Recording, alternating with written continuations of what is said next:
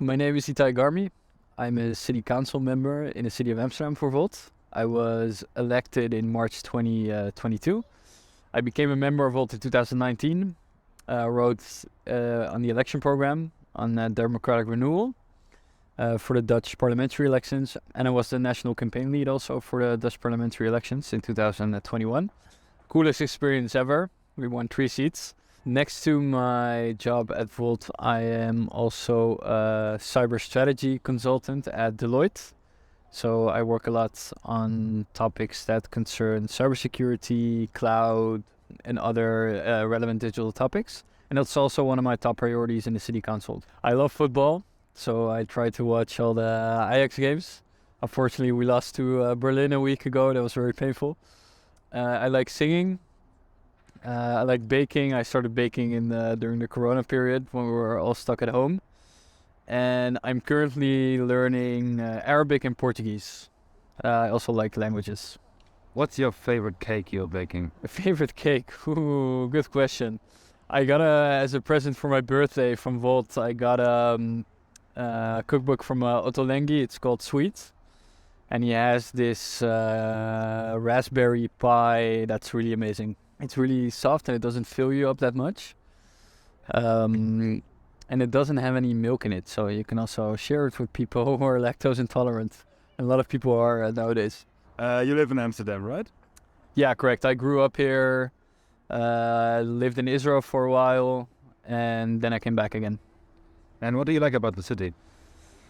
For me, Amsterdam is a city of freedom. So what I always like is when I walk in the city, I feel the motto of the city is live and let live. We have all kinds of people with different backgrounds. I love it when I walk in the streets and I can smell like foods coming from all over the world. It's a very tolerant city. So yeah, it's a very open. I feel my own background is very international. My parents and my grandparents were all born in different countries. I'm the first one of the family who was actually born in the Netherlands. And for me, I see that international aspect in the city. And that's what I like the most, the freedom. And of course, it's also a beautiful city with the canals and with the old buildings and the water. But yeah, I think the most important part is the freedom and everyone accepts you for who you are. Talking about the city council, you are now roughly 1 year in the city council. So what have you experienced so far? What have you achieved? Good question. Experience so far, fun. A lot of fun. Very challenging also because you're a complete new party. So you don't have existing opinions and policies on every topic that needs to be discussed in the city council. That's also really cool because it gives you a lot of influence as a city council member. But yeah, it's also finding your voice. What is the Volt voice that we want to hear, that you want to express in the city council? We're also just the two of us. We got 2 seats. You have 45 seats in total. We're opposition party, so yeah, you also need to figure out how can we be an effective opposition party. You need to build up your team. We needed to get some new employees. So yeah, also a lot of practical stuff that you don't really get prepared for. And also understanding how the political game works. To understand, okay, how can I make a difference? How can I show what Volt stands for? And I think our biggest achievements up until now are 2 things. First of all, is we ask critical and difficult questions, in the sense that a lot of times the reply that we get is, we ask like, yeah, why are we doing this the way that we're doing it? And people say, we're always doing it like this, so why, we never thought about it. So I think that's a really good added value that Volt brings in the city council. And the second thing is bringing Europe on the table. So we're, I think, the only party that always, in each debate that we have, we always try to take a European example, European best practice. And we always also try to convince our mayor or alderman to look at Europe, see what we can learn from there, see if there is a subsidy for certain programs, especially when it comes to sustainability or digitization. And maybe a personal achievement, that's the third thing. Next week, I worked on a policy proposal already for months together with a different political party, a pretty conservative one. And Next week, we're going to present our policy proposal on anti-discrimination. It's against Islamophobia and anti-Semitism. And it's going to get a lot of media attention. We're going to get a big interview and maybe even on a talk show. And I think that's a really cool and important because the city needs it. The city needs to hear stories of people working together that are not polarized, that are actually looking on how can we find each other and how can we make this place a little bit better.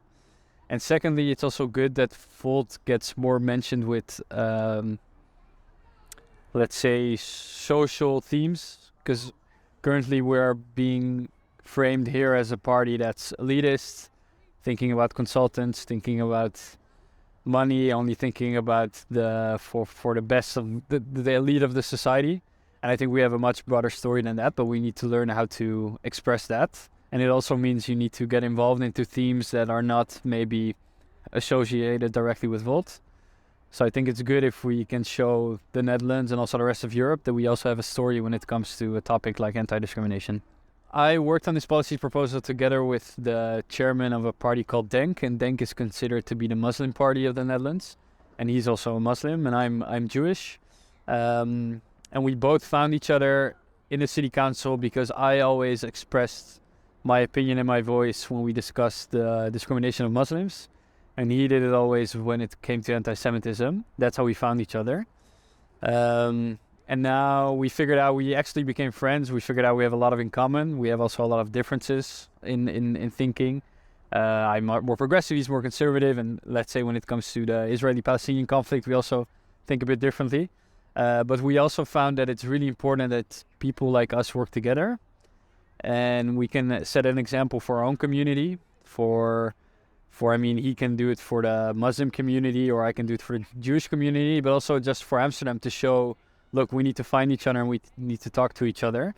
And concretely, the proposal means that we believe the municipality should organize meetings between different minority groups in Amsterdam to make sure they know each other and that they show empathy and solidarity with each other. So let's say we had incidents here where the Dutch version of Pegida chopped off heads of a pig and then put it next to a mosque, or Jewish synagogues that got death threats.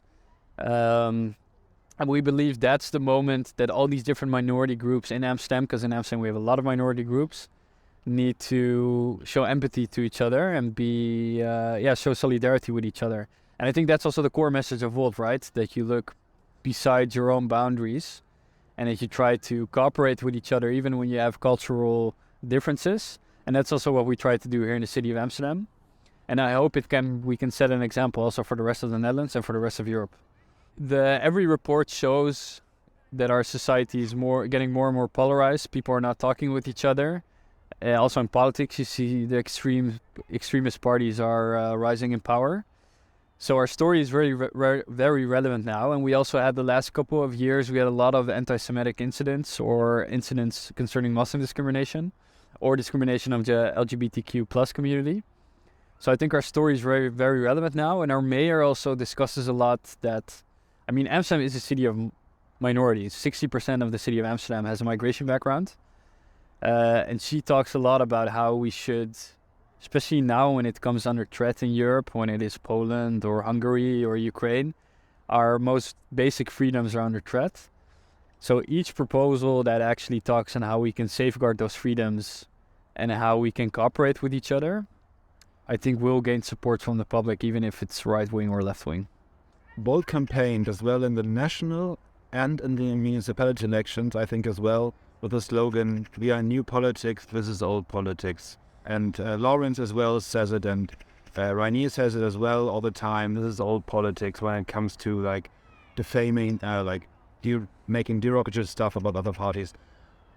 Would you still, like after 1 year, say that there is such a thing as old politics and new politics as Volt does? Yeah, definitely. I think the new politics that we are standing for is, like you said, we are focusing on our own story. Our part of our new way of doing politics is looking outside of our boundaries. So it's also looking at other European cities, see what we can learn from each other. Also talk much more about the European Union. I mean, when we have a discussion here on sustainability, if the word Europe is not part of that discussion, that's really weird. But also when it comes to migration or security or digitalization. So that's something we also bring on the table. That's new politics for me. I think what also makes Volt strong is we actually give new people a chance in politics. I guess most of them are young, but at least people that weren't heard before in the political debate. And I think another new politics that we're trying to do, for instance, a really concrete example in the city council, we have a lot of council members who are sending their speeches or their statements before handing them out, they're sending them to the press. And they're looking like it constantly on these different angles and how to get more media attention. And sometimes they're saying things just because they know it's going to be picked up by the media or it's going to get attention. People are going to make a fuss about it. And we always look at like the nuanced, concrete, like actually having to bring something on the table and be nuanced about it, not go into extremes. And it can be sometimes challenging because it means you don't always get the attention you want. But in general, I think we should keep on doing so because that's our story. That's what attracts people to vote. And that's how I think also you get further also in your political aspirations because, I mean, I can be highly critical on an alderman and make like really bold statements. But I think I will get further if I try to be nuanced and try to find a way on how I can help the alderman and looking at a concrete solution. And of course, I need to give criticism when criticism is right to give. But in general, I think that's the new politics that we stand for, and it works. Up until now, it worked when we look at the election results. But I also see it makes a difference in the municipality. We have the aldermans like working with us, the different political parties from the right and both the left like working with us. And I think we can also be a connector between the left and the right, especially in the opposition to make like to be like a strong opposition together with all the different other parties. You're saying in the beginning that you had to learn the political game.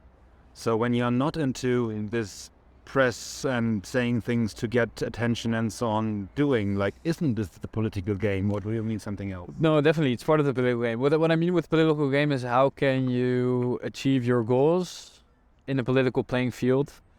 So, for instance, the coalition parties have a majority, and that's also something I like less about politics. But for instance, if we have an idea that we think is a good idea, you need to find a majority. If you want a majority, you need one of the coalition parties. If not, it's not possible. The first thing the coalition parties say when we ask them, do you like our idea? They ask, did you discuss it with alderman? What does the alderman think about it? And the alderman always asks the municipality workers, is this feasible? Is this okay? Does it fit in our coalition agreement?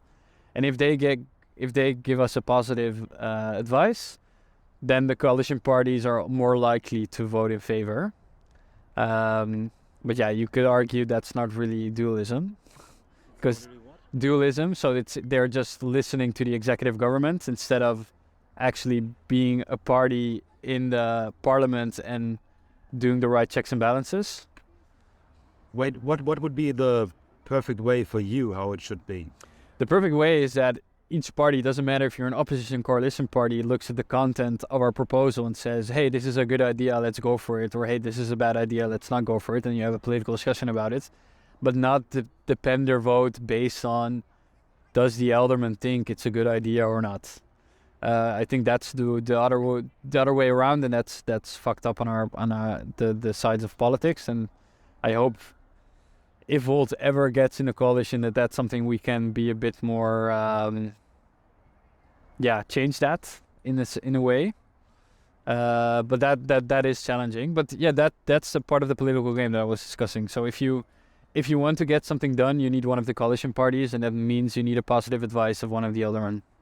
So you're saying that the politics right now in Amsterdam are not so much focused on vision, but just like on administrating everything that... No. That's a bold statement. I wouldn't say that, because I think that the coalition does have a vision. For instance, we voted in favor of the coalition agreement.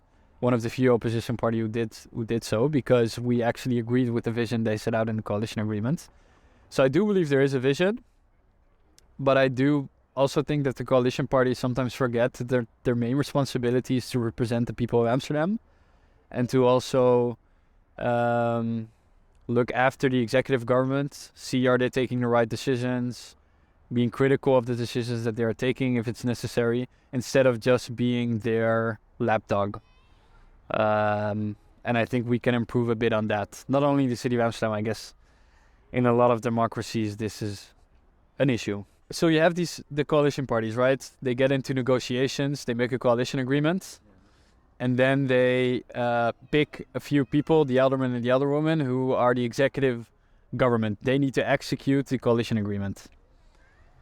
And then it's our jobs as city council members, where the coalition parties are also part of, to ensure that they are taking the right decisions, to be critical on their decisions, to make sure they're transparent, to see what they're doing, to put also other ideas into practice, to maybe see how can we improve the policies. And I believe the coalition parties are sometimes too much focused on what the executive government wants instead of being critical and actually, also doing the right work on checking if they're taking the right decisions. Let's say an elder woman or an elder man decides to build a road. And they spend a lot of money building that road. And they fuck up. So let's say they buy the wrong materials, or it takes way too long so people can't use that road, and then there's no good public transport, whatever.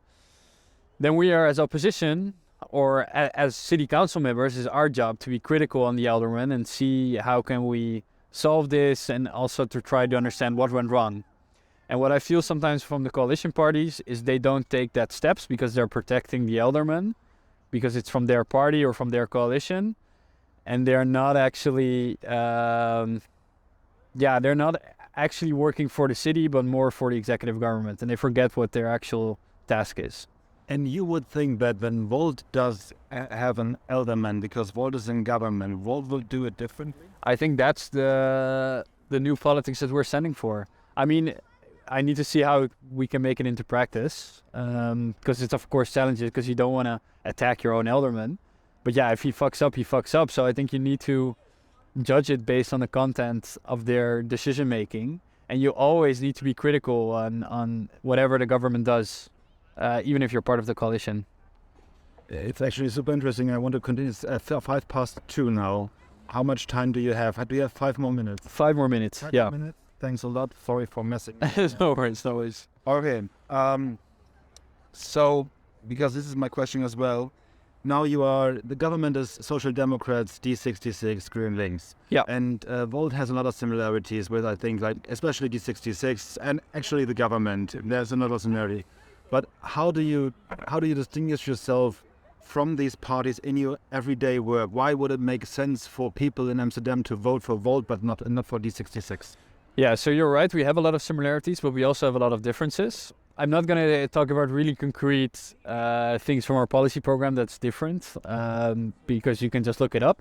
But I think the main difference for me, first of all, is we are an actual European party.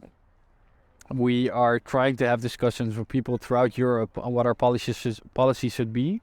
We try to call each other to learn from each other and to bring that also into practice. What I mean we're bringing it into practice is in city council discussions and debates, we are putting forward best practices. We are putting forward Europe.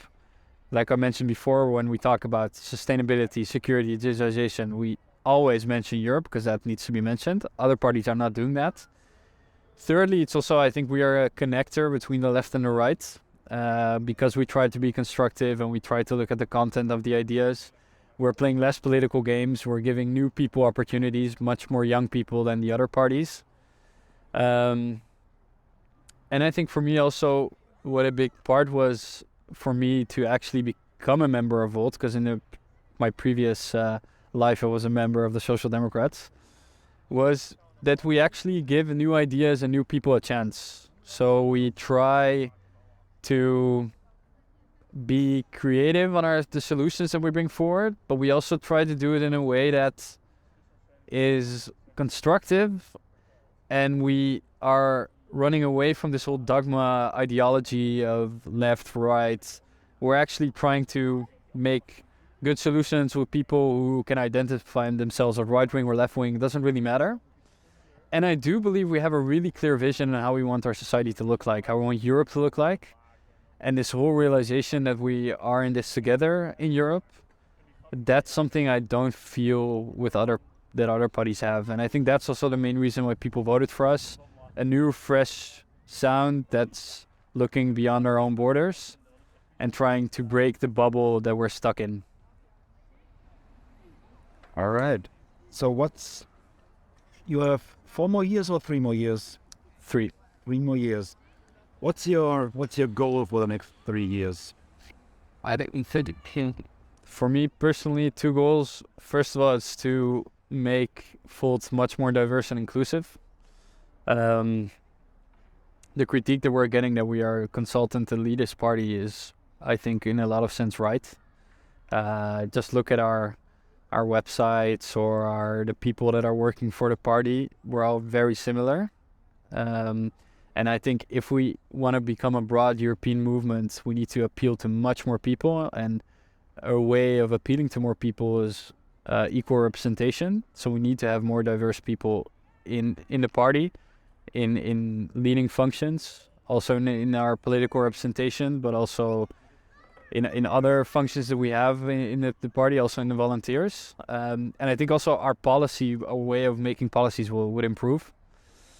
That's one. Second thing also delves into that. There are some specific topics that I think should get more attention in the city council. For instance, digitalization is a topic that's not being discussed a lot. And usually when I discuss it, it's only between me and the alderman. There's not really a debate on it. While there are a lot of important topics that we could debate on when it comes to digitalization, for instance, AI or cybersecurity or digital inclusion. So I hope it will become a more mainstream political theme so we can have more actual debates on that. And maybe lastly, I think another goal would be to show really why we are and how we are a European party. I still think we can improve on that, and that's also what makes us unique in comparison to other parties.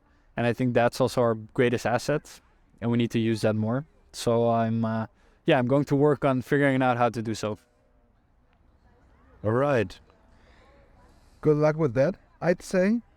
And Thanks. how optimistic are you for the European elections? Good question. Look, I think that these are going to be the most important elections for Volt. We really need to show now that we're a European party, not only a Dutch or a German one. We need to ensure that we get more representatives in countries in Southern Europe, but also in Eastern Europe, because that's what it means to be a European party. And am I optimistic? Yes, because I'm always optimistic. That's why I also joined Volt. I think we are an optimistic party. So, yeah, I think we have big chances. People are seeing that our story is relevant more relevant than ever, especially when you look at things like sustainability, climate, Ukraine. But yeah, we need to put our investment, our effort and time mostly in countries where we still need to build up a good and strong Volt chapter. But I'm optimistic that we can do so. So I hope we get as much seats as possible.